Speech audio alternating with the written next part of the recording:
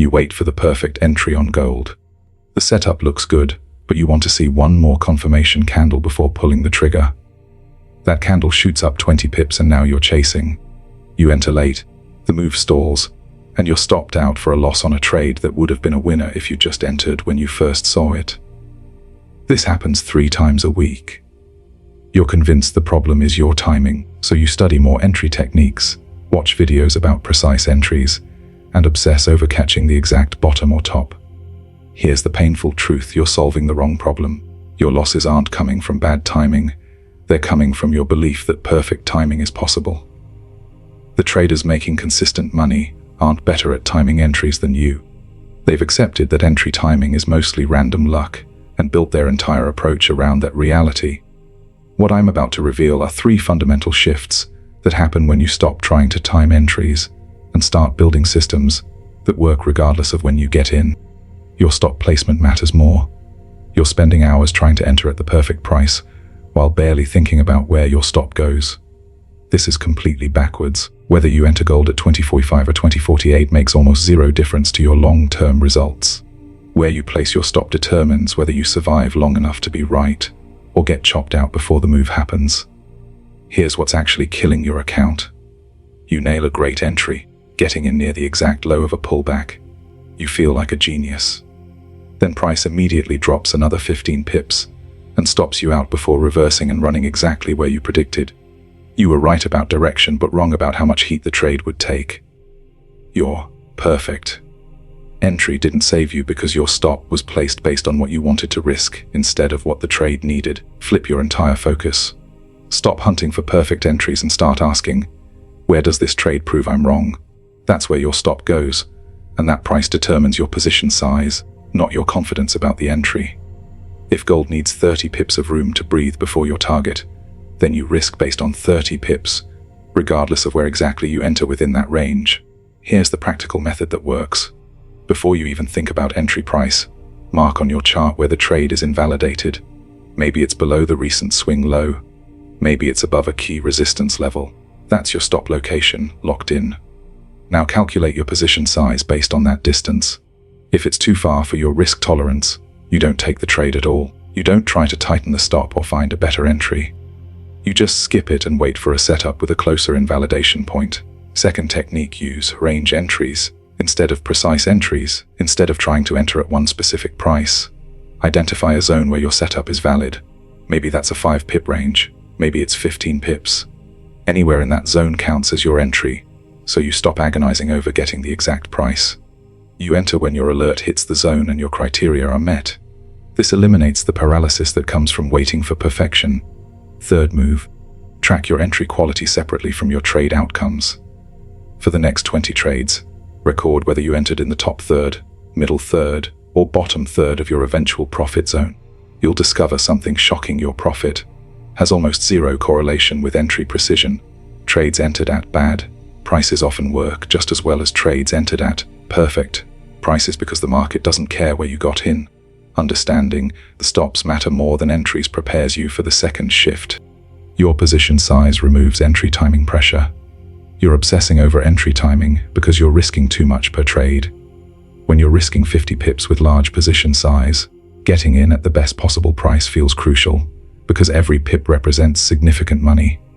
When you're risking 30 pips with smaller size, entry precision stops mattering because the difference between a good entry and great entry is $5.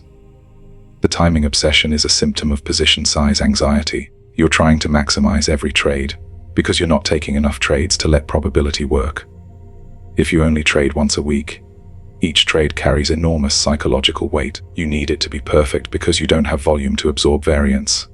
This pressure makes you overthink entries until you're paralyzed or chasing. Reduce your position size by half immediately. Yes, this cuts your potential profits per trade.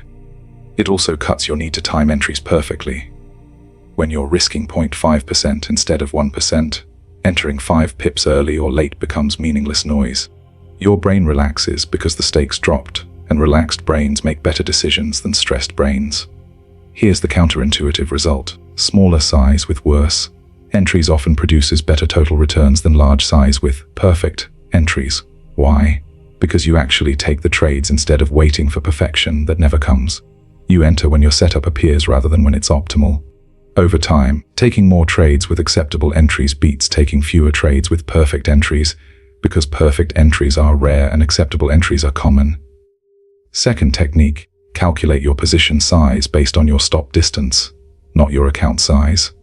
If your stop is 20 pips away, that determines your position size regardless of whether you enter at the top or bottom of the range. This removes the mental math of, if I can get in 5 pips better, I can risk more. No. Your risk per trade stays constant, your stop placement stays constant, and entry timing becomes irrelevant. Third strategy, set a entry window, where you must enter within 30 seconds of your alert or you skip the trade entirely. This kills the habit of watching price dance around while you wait for better levels. Your setup triggers, you have 30 seconds to enter or pass.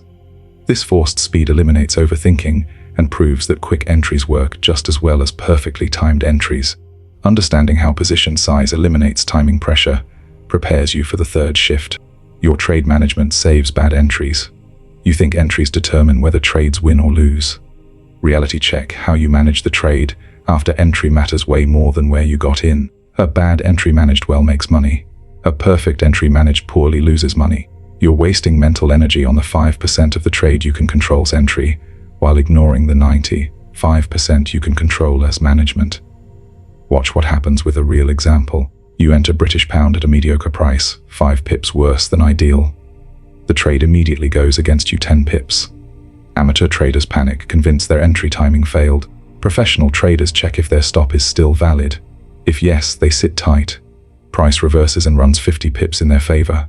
The bad entry became irrelevant because the management was sound. Now flip it.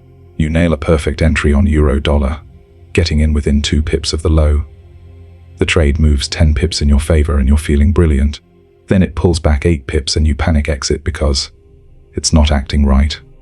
Price immediately resumes and runs to your target without you. Your perfect entry was wasted because your management was emotional. Here's the system that removes entry timing from the equation.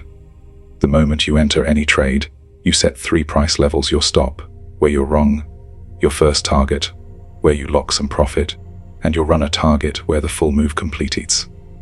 These levels are based on market structure, not on how you feel about your entry.